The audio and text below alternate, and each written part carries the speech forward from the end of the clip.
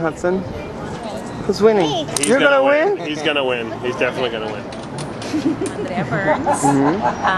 I'm originally from Miami, Florida. Yeah. But I am the product of a Venezuelan mother and a father who was born in New York also. A nice Jewish guy marrying a Venezuelan. I always sang. My mother sang too. Obviously, she came from a culture where her father thought it would be ludicrous for her to ever pursue it. So, but she had a beautiful voice, and since I was a little girl, she would say, "Hey, shake your voice," like to have the vibrato come out, and you know, she always encouraged me to sing.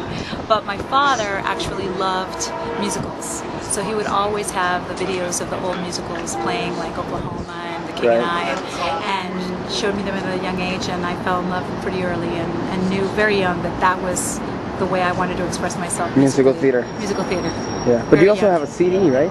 I do, because my brother is into music, electronic music, and dance music, and that's a song that we wrote together, but that's mostly his scene. Okay. And we were really lucky. The one that I recorded actually did pretty well in the electronic scene, but that to me is just like icing on the cake.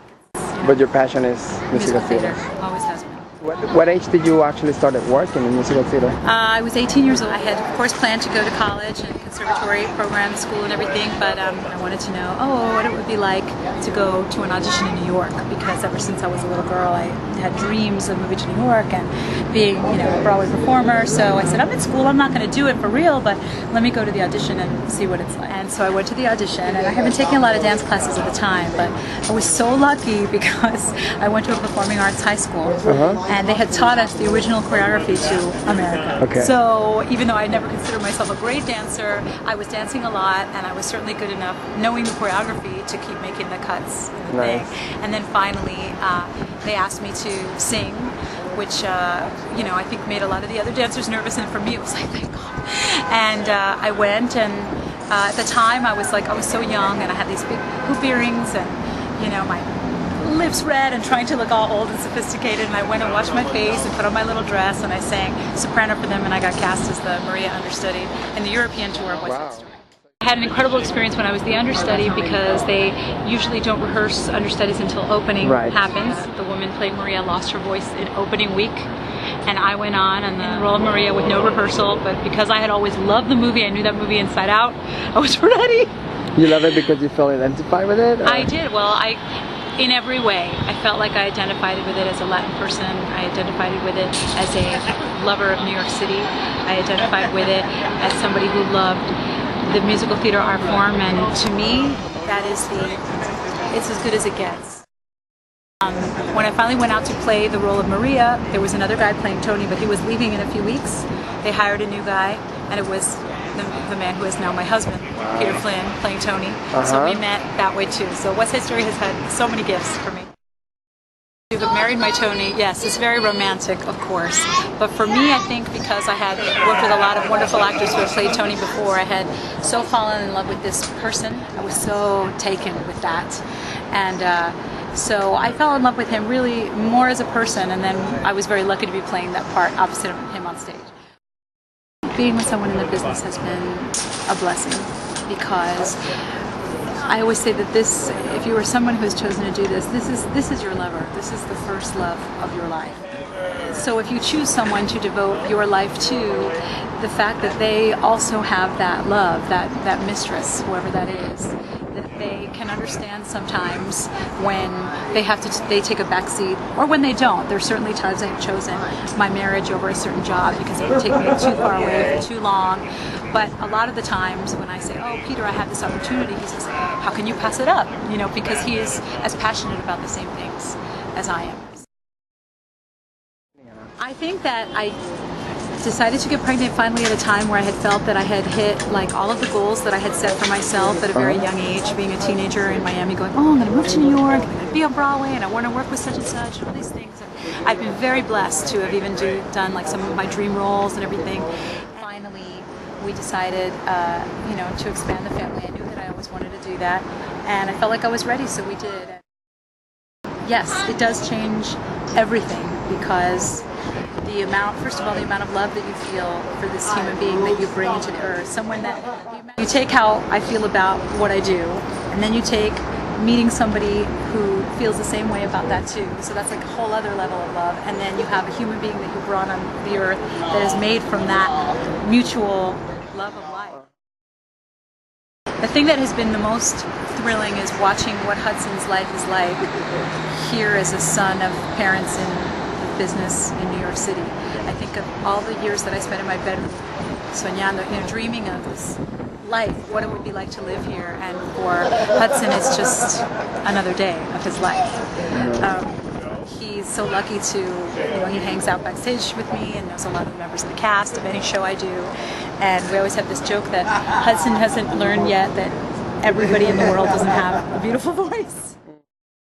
And his great mentor, Lin-Manuel Miranda, has inspired him to write a musical of his own. It is entitled Hit the Glasses. He said, Mama, I'm writing a show and it's called Hit the Glasses. And Lin's been incredibly generous enough to, sort of mentor that idea along. Lin wrote a song for the both of them based on ideas that the two of them have talked about together. Lin now actually wrote a song for the two of them to sing. Oh my God. Well, here's the thing. I always say, if they do something not so great, you go, oh, he gets that from me. And when they do something magnificent, you go, where did he get that from? It's such a humbling experience to have a child. And when you see a child, who is now starting to have their own dreams and opinions and connections with people, you just say, oh my God, where did this come from? This is from God. It's all the choices you make. I did continue to perform, but not as rigorously as like 8 shows a week.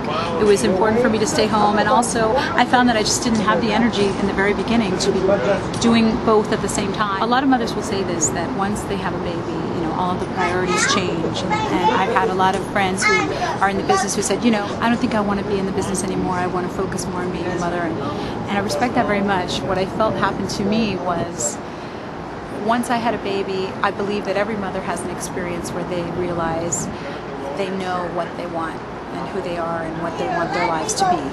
And my answer was, I want to be doing this. Hudson has made clear to me that I need this, performing, which is my greatest love and my greatest outlet of expression. I need this to be a better mother to him.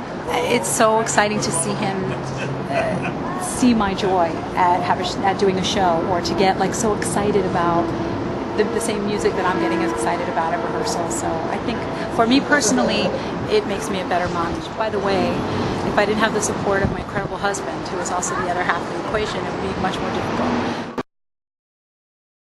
You really have to look in your heart and ask yourself what is going to make you feel good about yourself, because whatever makes you feel good about yourself is going to make you a better mother. I think is that a mother should be able to look in the mirror and say, I'm happy with my choices. It's always going to be a balancing act, and I don't think it's ever perfect. It's always like this, and you try to keep the divide as small as you can. But it is a choice to definitely be balancing all the time. I think it's fantastic. Are you kidding?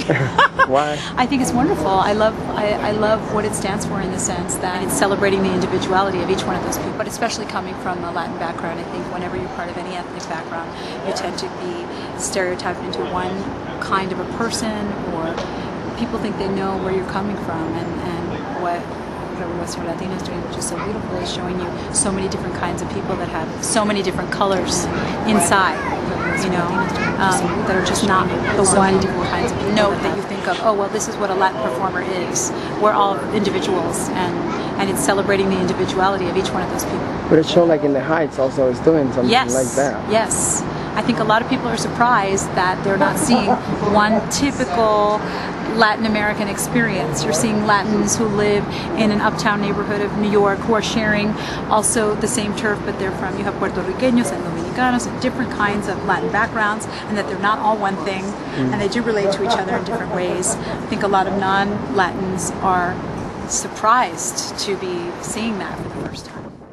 Just say, do what you love, do what feels good.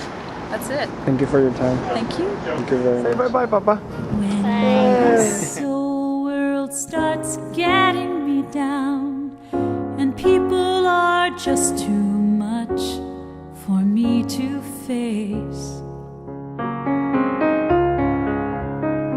I climb way up to the top of the stairs.